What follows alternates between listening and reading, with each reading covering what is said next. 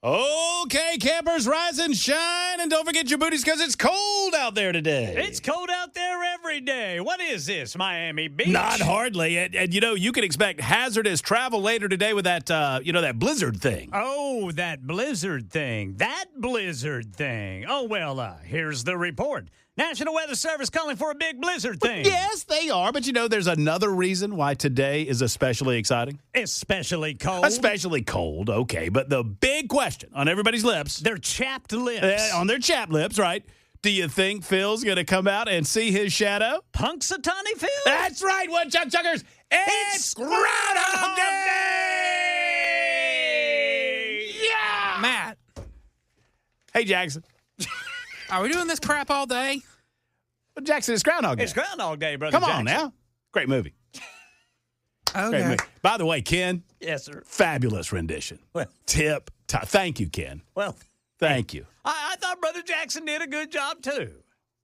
Like I say, Ken, you did a great job. Great job. Well done. A lot Ken of has enthusiasm. probably seen the movie in the last 10 years. Oh, I have. Oh, yeah. I saw it this morning. I got up this morning, turned it on.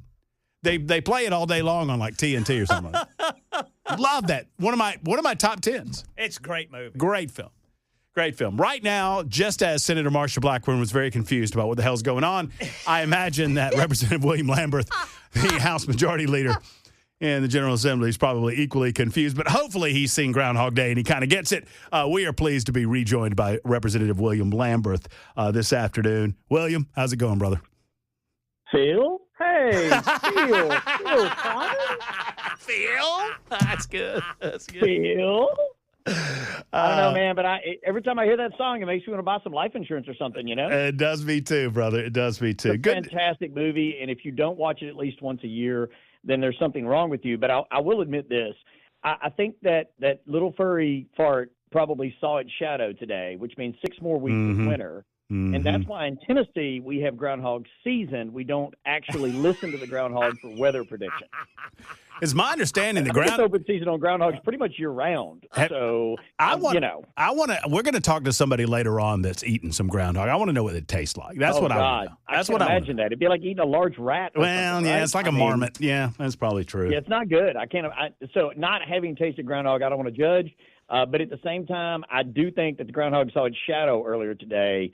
And given what we've gone through in the last week, I don't think any of us are ready for any additional winter. I'm done with winter. Yeah, me too. Yes, me sir. too, man. Me too. Well, I want to talk. Let's start there because I want to talk about what happened to you on the X machine because you had some explosive data that you sent out over the weekend, and then somehow it got spiked. I don't know what happened there, but we'll figure that out. But let's start with the weather. I mean, obviously there have been bad decisions made. There was a lack of preparation. It has turned to disaster. A lot of finger pointing going on, rightly so. But in leadership in the General Assembly, Representative Lamberth, I ask you, is this going to create a dynamic by which the General Assembly wonders if it is not time to regionalize Nashville Electric Service as opposed to the sole appointing authority going to the city of Nashville, particularly considering that there are 6 other counties that have been impacted by a lack of leadership with that organization?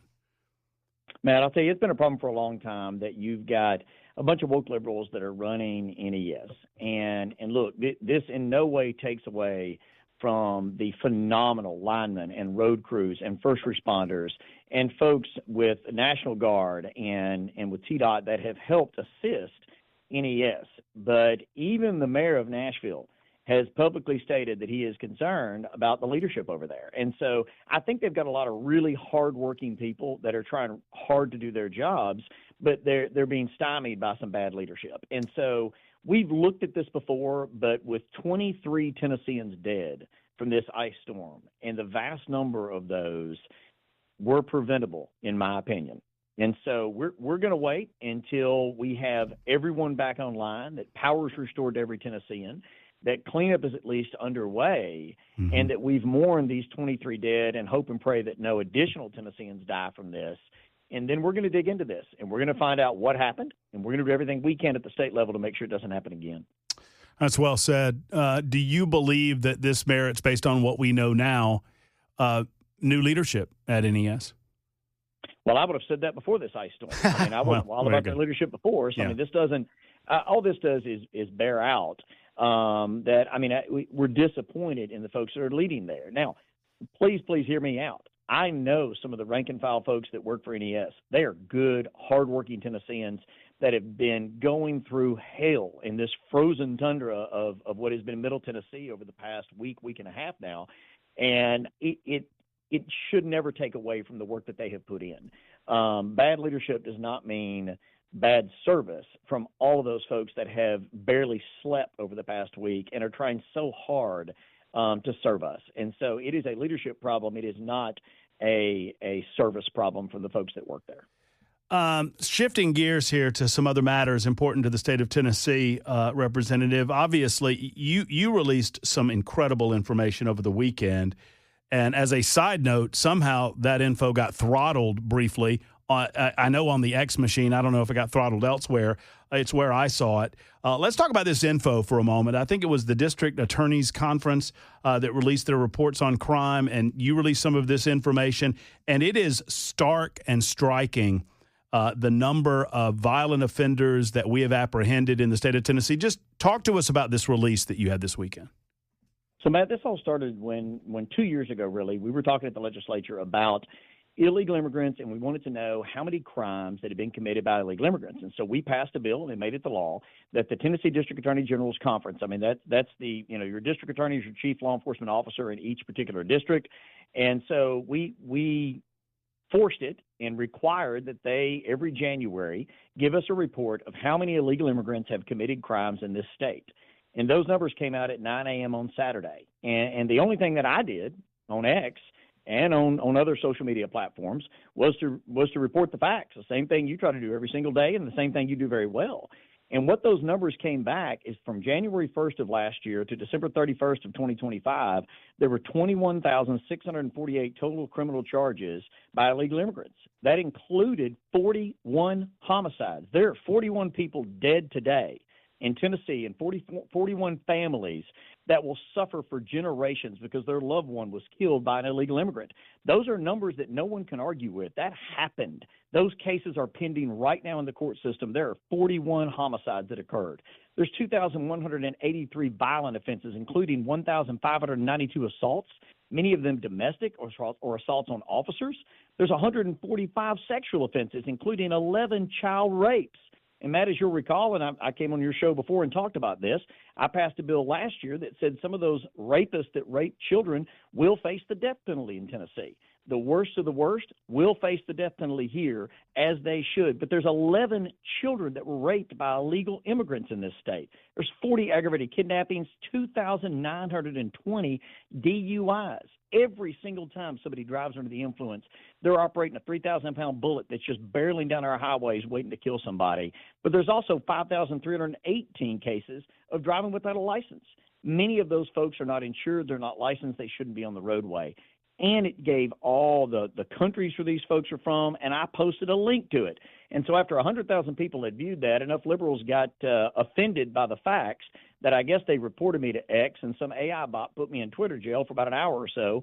And then Robbie Starbuck and Jeremy Faison and Jason Zachary and others all tagged Elon Musk. And I'm so glad he bought the platform, because within about an hour he had commented on Robbie's post, and I was out of Twitter jail. And now I think there's about 150,000 people that have seen that data. But I wish everybody go look at it. It's on the Tennessee District Attorney General's website. It's out there on social media. We should all look at these numbers, because every single one of these, almost 22,000 crimes, could have been prevented if these folks had been deported before they committed the crime. Well, it just goes to the point that you and I and so many have been making over the years. And thankfully, we now have a president of the United States that seems to be taking this seriously, that if we have a federal government that follows the law as passed by the Congress, as signed by past presidents, works in conjunction with states like Tennessee that are ready, willing, and able to get something done about this, you get them out on the front end, and you don't have this criminal element breaking the law on the back end and ruining lives, killing people, and destroying families. Amen. Preach it. And I'll tell you, there could not be more of a stark contrast between Minneapolis and Memphis, Because in Memphis 2 years ago, there were 397 murders. This past year, I think there were about 160. We're still waiting for the final numbers on that. It's gone down dramatically because we have Republicans and Democrats alike. We have city, county, state, and federal agencies that are all working together, including the Guard, but not limited to that. It's everybody working together to work on community safety. That shouldn't be a partisan thing. That shouldn't be something that is politicized. That shouldn't be something that is controversial. All of us should want every single one of our friends and neighbors in this state to live in a safe community, and you cannot do that if you have folks that are here illegally. We encourage folks to legally immigrate to this country. We're a nation of immigrants. We want people to come here, the best and the brightest from all over the world, and the hardest working and folks that really want to buy into the American dream. We want you here, but you can't come illegally, because when that happens, you get numbers like these, almost 22,000 crimes that have committed because you started out coming into the country illegally. Well said. Representative William Lamberth with us for a few more moments. Great data, and go and follow him on social media. I would go on the X machine at William Lamberth, and you can find those numbers, and I've retweeted or reposted those numbers for those that are interested in them. We having a State of the State address tonight, Representative?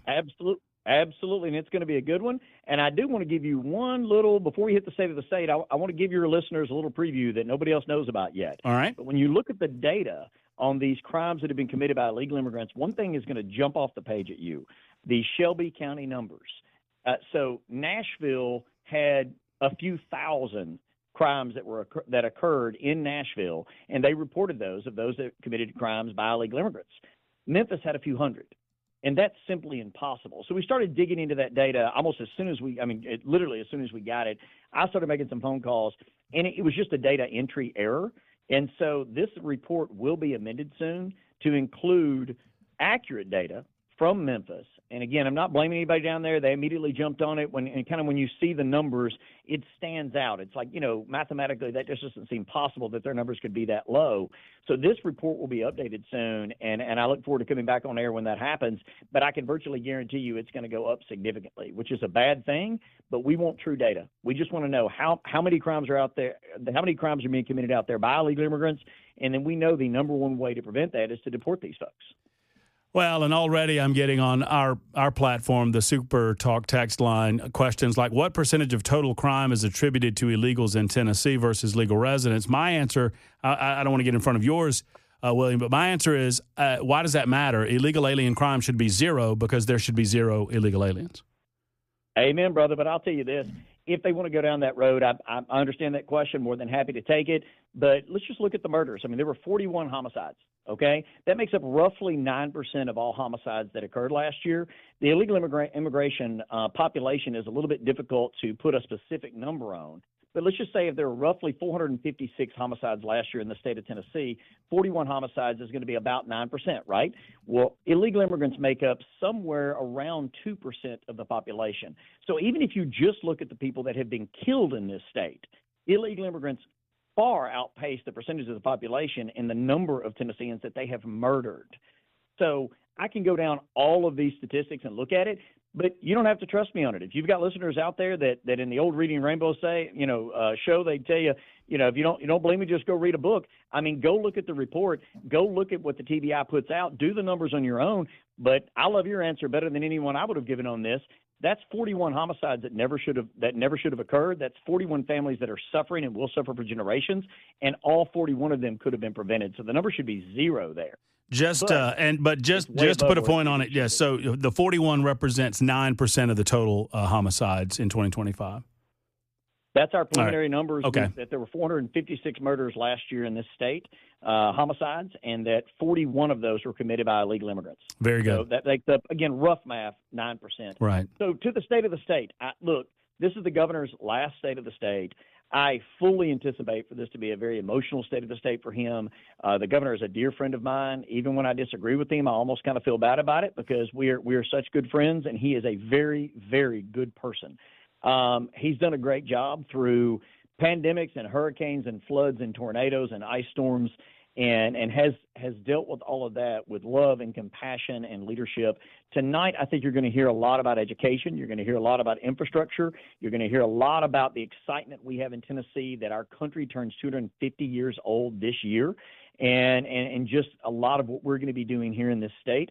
I think it'll be a very uplifting state of the state, and I think you'll see that unlike our friends in California that are facing a multi-million-dollar deficit in their budget, we again will have a budget surplus this year where we spend less than what you send in your tax dollars, and we spend it wisely, and we will continue to do that in the next year under Governor Lee and next year under Governor Blackburn. Well, we look forward to the governor's address and some of the proposals that he has. He has, his office tells me, and the governor himself has told me that he planned. This is not a ceremonial year for him. He wants to finish strong and do some good things for the state. And I know that the General Assembly has his back in that regard. We so appreciate you being willing to come on and speak directly to the people about matters including illegal immigrations, matters including electricity and NES, and obviously the State of the State address that's happening later on tonight. William, thank you so much, and we'll talk to you again very soon. Matt, thank you very much. I appreciate everything you do to get the word out there in Tennessee. My only regret is I'm not on here more often, and that is my fault, not yours, and I'm going to have to remedy that. So thank you, my friend, and good to talk to you. All right, good to speak with you, too. There's Representative William Lamberth, one of the few people that I have on this radio show that talks faster than I do, and that's a compliment coming from me. William gets it out there where the goats can graze on. It's 23 after the hour. Larry and Jeff and another Jeff. We'll get to you if any other Jeffs want to call us. 615-737-9986. It's Super Talk. Okay, campers, rise and shine, and don't forget your booties because it's cold out there today. It's cold out there every day. What is this, Miami Beach? Not hardly. And, you know, you can expect hazardous travel later today with that blizzard thing. Oh, that blizzard thing. Well, here's the report. The National Weather Service is calling for a big blizzard thing. Yes, they are. But, you know, there's another reason why today is especially exciting. Especially cold. Especially cold, okay. But the big question on everybody's lips. They're chapped lips. They're chapped lips, right. Do you think Phil's going to come out and see his shadow? Punxsutawney Phil. That's right, Woodchuck Chuckers. It's Groundhog Day. Day. Hey, Matt. Yes, Jackson. Our boss told us not to do this. What? Huh? He told us this year we're not allowed to do this. No, it's all good. It's fine. No, I talked with him. I'm concerned for our jobs. No, I saw him in the hall. It's good. It's Are fine. you sure? Because he told me in no specific terms we weren't supposed to do this. Phil Connors? No, it's all good, Jackson. We'll be okay. Do I need to find someone else? Are you a little concerned? I am very concerned. We can find somebody else. Over your mental state. I'll find somebody else for the 435. How about that? I don't want to put you at risk, Jackson. I don't want you to do anything you're uncomfortable with. Weaver, you stop laughing because it's all of us. Ken loves this movie. Matt's lost his mind. No, it's all good. He got that Mount Pleasant air and it infected him. It's Groundhog Day. It is Groundhog Day. It's Groundhog Day. Oh, Where's man, the toaster man. when you need it? Oh my goodness, that's a great scene. I love this scene where he's sitting there, he's giving up hope. And he's sitting there watching Jeopardy for the gajillionth time, and he knows all the answers. And he looks at, and he's answering all the questions. Everybody's all the old people like, ooh, Yeah, ooh. And then he slowly turns to the lady, and even before they ask the question, he answers it. Yeah. And he's like looking at her, and she starts slowly backing away from him. And then he slugs, and then he takes the bottle of Jack Daniels and starts just drinking from the bottle. Why doesn't he go buy a lottery ticket? Oh, he does all that. He steals money from the bank. Yeah. He times the bank money. That's one of the first things he does. He times that bank heist. Yeah. And goes out and buys himself a car. And then he goes and gets drunk with those good old boys and gets on the railroad tracks. Remember that? Oh, it's so good. All right. I don't have Jeff. I got a bunch of Jeffs and a Larry and a Tammy, and I'm going to get to you. I've got, and we've got time. We've got a caller segment coming up to talk about NES and any other thing that you want to discuss. But that's right after the news, and the news happens now, fellas, on Super Talk 99.7 WTN. Okay, campers, rise and shine. And don't forget your booties, because it's cold out there today. It's cold out there every day. Go ahead, Pamela. Oh. Sorry about that, Sister Pamela Fur. Nobody told Ken cold in here. Nobody told Ken Weaver it wasn't his turn. Well, it's cold out there every day, y'all. What is this, Miami Beach? Well, not hardly. And you can expect hazardous travel later today with that blizzard thing. Yeah, that blizzard thing. Well, here's the report. The National Weather Service is calling for a big blizzard thing. Yes, they are. And there's another reason why today is especially exciting, redheaded stranger. It's especially cold. Especially cold, okay. But the big question on everybody's lips.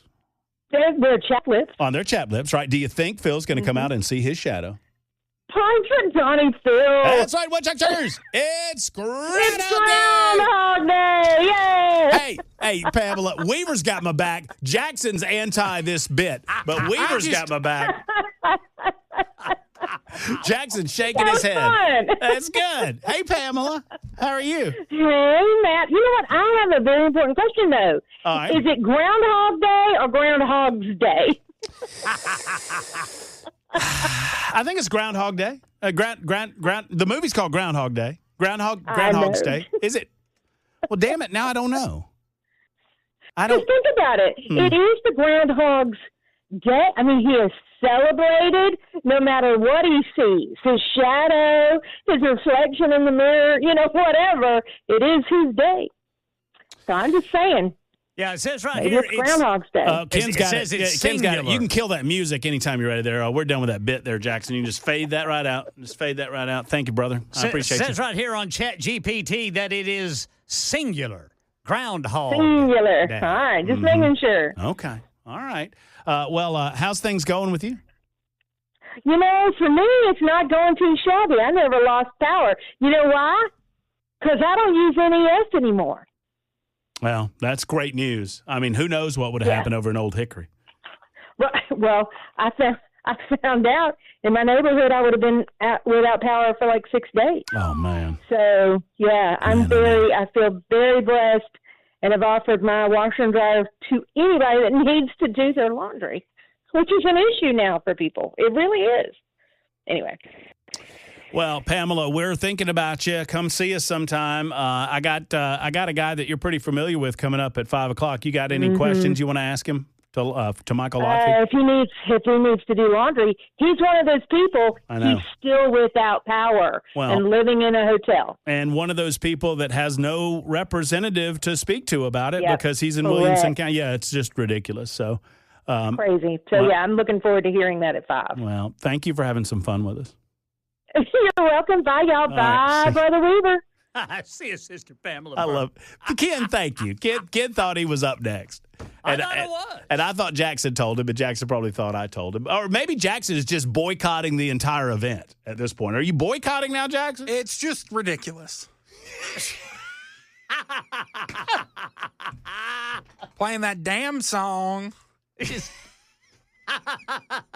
a good song, Jackson. Tired old bit. That's a good song. Brother Jackson, that was a number one hit. That was a believe. smash hit. Sonny and Cher. Whew. That was in Matt's 30s. That was a smash hit, and then Sonny Bono had another smash. Yeah, unfortunately. Yeah. What happened to him? He what was he skiing, Ken? He was skiing and ran into a tree. Ran into Did a tree. he die? Yeah. Yes, sir. Yeah, killed him. Hit his head and killed him. How fast was he going? He was Fast going. enough. Yeah. That's a great answer, Ken. Fast enough. It only takes a little. Let's talk to folks who want to talk about NES. Yes, sir. Who has been holding? Larry's been holding for a long time. Larry, what's going on? Hey, brother. Thanks for taking my call. If I hear this DEI hire one more time say this is an unprecedented event, I'd like to take her back to 1994 when I lost my house and I had $95,000 in damages on my house. I had to live. I had my disabled mother-in-law, my 8-year-old son, and we were all packed in my little S10 extended cab truck that I had to pull out of my damn driveway and watch our house burn. I had to go knock on the neighbor's doors because the fire was so darn bad, Matt, that I was afraid it was going to catch their houses on fire. And Metro Fire Department, and I don't even know how they did this. Metro Fire Department showed up within like 6 minutes of when I called 911. One of the firemen fell through the roof of my attic while they were trying to fight the fire. And I told the chief, I said, just get them out, man. I got insurance. And he says, they know what they're doing. Yeah. I do not want to hear that woman say again that this is unprecedented. No doubt. No doubt. I mean, Matt, the firemen were running through this house that was on, it was on fire. They were taking pictures off the wall. When was this? 1994. Oh, gosh. The firemen were running through the house, taking pictures off the wall, throwing them on the bed, covering them with blankets and stuff so that we didn't lose, anything. But we had to rent an apartment for 3.5 months while they rebuilt this house. I don't want to hear her say this was unprecedented. And you lived through it. You lived through the worst of it.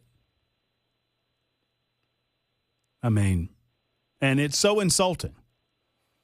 It's so insulting, Larry, when she tells people like you that have lived through the worst imaginable pain that this has never happened before. Matt, I had to. She was wheelchair bound, okay? So not only did I have to get her out of the house, I had to get my young son out of the house. I had to get all of her damn medications out of the house and into our little bitty truck at the time. That's. I'm sorry I'm losing it, man, but I don't want to hear this woman speak again. I just don't. And then also, thank you, sir, for everything you did for my old hometown of Jordan.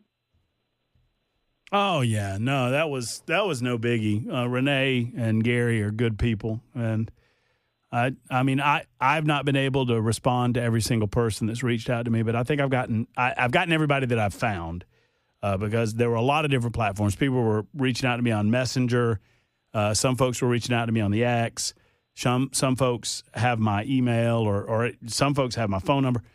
So if I've not gotten back to you, I apologize. I've tried to get back to everybody. There's been a lot, but that's the least we could do is to make people at least a little more comfortable with some heat.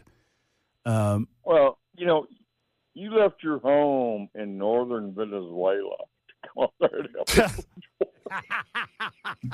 Don't, Larry, don't. You're feeding the bears. You're feeding the bears. Don't feed the bears. Hey, Jackson, how'd you like that? Loved it, Larry. Larry, keep your chin up, brother. Just be thankful, and I know those memories are painful, man, and I thank you for calling in. That's tough to relive those memories. And that's the thing. Larry just epitomized the emotional response people have when he lived through that.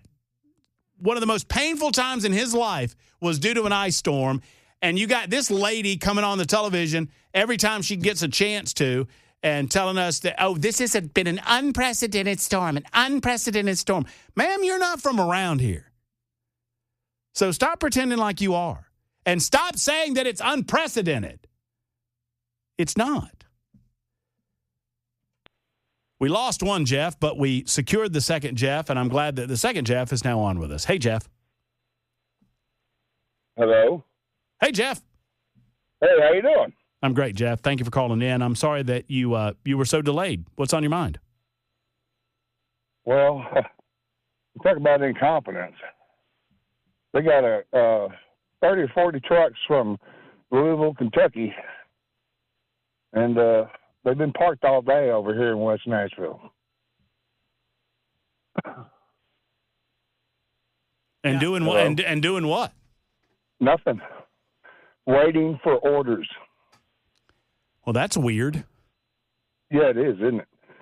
Yeah, waiting for orders. Yeah, I've had some listeners message me with some pictures of a bunch of trucks just parked. I can't remember where this one particular listener said, but there was a whole bunch of trucks just parked in a parking lot, and I don't know if that means they're on break and then they're heading back out. I wouldn't think they would. No, I live out here off River Road, and they have been there all day.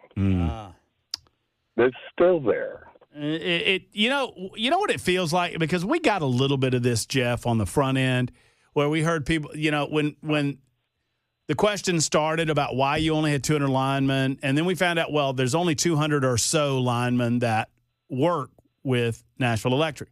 And then we heard about, we have to vet them, and we have to make sure that they're qualified, that they understand our system, that we have to put them through train, and like all of these excuses. And I'm like, ma'am, there are people with the power out. It's 9 degrees outside. What are you even talking about? And oh, by the way, how does every other electrical company in the United States of America manage to subcontract out some of these power linemen, and you can't manage to get it done?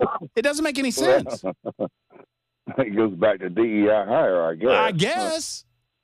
Because these people, I mean, they drove last night from Louisville, Kentucky. It's a Groves Electric Service. They got a whole bunch of bucket trucks, pole trucks, everything you need. And they've been sitting here literally all day waiting for NES to dispatch them somewhere. I mean, yeah, I'm getting messages. I was just reading a message as you were talking, Jeff, that apparently the Bass Pro Shops at Opry Mills is one of the staging areas, and they are loaded up with trucks and workers, and these guys are waiting on what to do. Now, I understand you got to process them. I understand that takes a minute, but that doesn't take all day, especially when people are without power. You still have 24,000 people without power. I'm sorry, 24,000 customers without power. That probably represents on average about 80,000 people that remain without power. So it's unacceptable that they're waiting this long when there are linemen available. And we heard this morning that from a tree standpoint that they seem to be ready to go. I mean, that at least most of the major thoroughfares have been cleaned of tree debris and the quote-unquote canopy that she so loved. So I don't – it just fit – the levels of bureaucracy that exist when we need to eliminate the red tape, eliminate bureaucracy, and get to the heart of the matter, which I'll applaud some actors in this. I mean, I think Bill Lee was trying to do that when he freed up TDOT the other day, last week. But it makes no sense. Jeff, thank you for the call. God bless you. There are plenty of the linemen. Y'all are doing great work. Y'all need relief, and we want to get you as much relief as we possibly can and enough linemen out on the scene. I mean, by the time all the power comes back on, I guess we'll have enough linemen to get the power back on, won't we? I mean, right? I mean, I cannot express the simplicity of this. We have community after community, and we have looked at the reports. The amount of linemen that these areas like Atlanta and Charlotte and Richmond and Birmingham staged, even Birmingham,